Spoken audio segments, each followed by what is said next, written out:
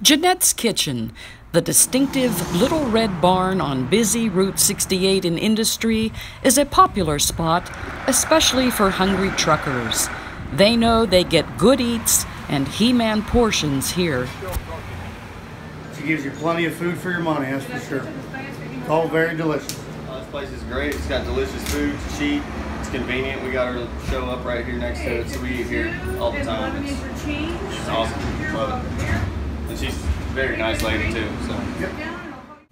Owner Jeannette White is known for fresh, made-from-scratch cooking, especially her melt-in-your-mouth pork, fall-off-the-bone ribs, and beef brisket that slow roasts up to 18 hours. I make everything with love. I was telling you earlier, I talk to my meat every day.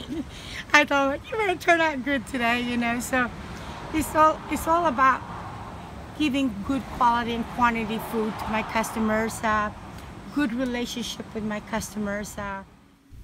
Watching Jeannette and her assistant, Diana Tomaszewski, work in the small space is like watching an intricately choreographed ballet, and all the more compelling when you learn something else about Jeannette.